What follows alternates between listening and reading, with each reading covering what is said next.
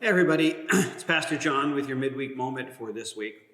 As you all know, I had been responsible for taking care of my mom for well over 5 years when she passed away back in October.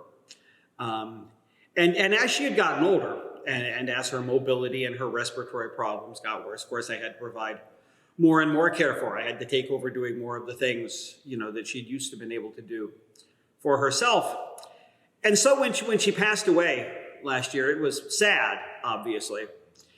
But to be honest, in a way, it was kind of a relief because I thought I had fulfilled my responsibility to Mom.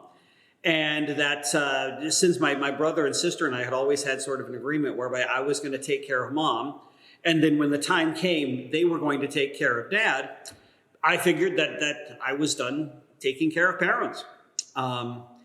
I mention this because I am beginning my second week of vacation tomorrow.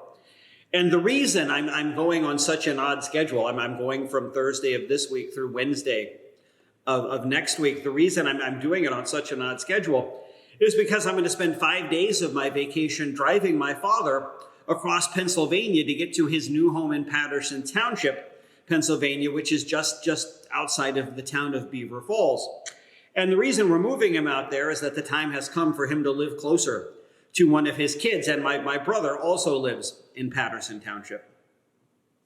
And you might be wondering at this point why it is, if my brother lives in Patterson Township, the place to which my father is going, why doesn't he take my father to his new home, particularly since they both already live in Pennsylvania? Well, the answer is we're not exactly sure when the movers are going to come for Dad's stuff. And my brother was planning on being away this weekend with his family. To which you may now be wondering, well, wait a minute.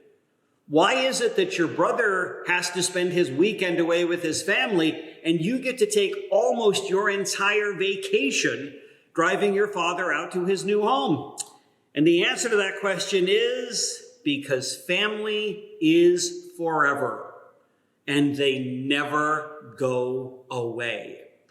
The fact of the matter is families are the sort of thing where you're either in or you're out. There's no halfway with families. There's no way you can say I can be a part of the family for the things that I like. And I don't have to be a part of the family for the things that I don't like. Like I said, you're either in or you're out. And if you're in all the way. And sometimes things happen and you have to respond and you have to do things that you weren't planning on doing. You may have to even do things that you're not particularly thrilled about doing. Another example of that, after I take my dad out to his new home in Western Pennsylvania, I will be coming back with his cat. Now, I won't be keeping the cat. My niece, Grace, is actually the person who's going to take the cat, but she can't take the cat until September.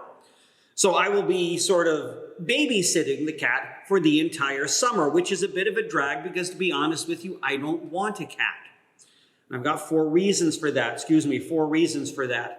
The first reason is, coming so soon after Mom's passing, I really don't want a companion right now. I don't think I'm ready for a companion, even if that companion is a cat. The second reason is, after spending so much time and investing so much effort in taking care of Mom, I don't really want to take care of anything else. And I know you don't have to do much to take care of a cat, but much is better than none, which is the amount of taking care of things that I want to do right now.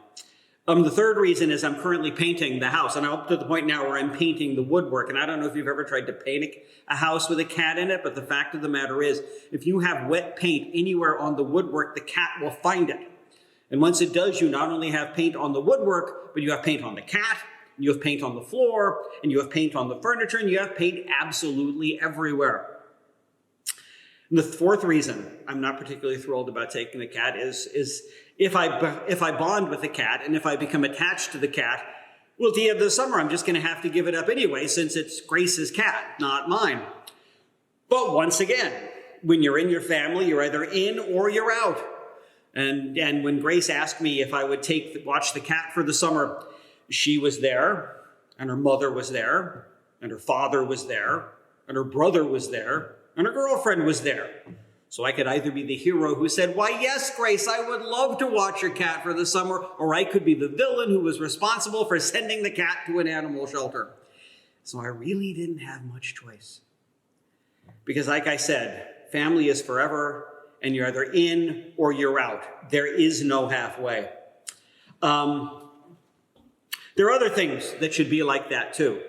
I think your relationship with God should be the same way. There are a lot of people who who want to have a halfway relationship with God. They want to be in for the stuff that they like, but they don't want to be in for the stuff that they don't like.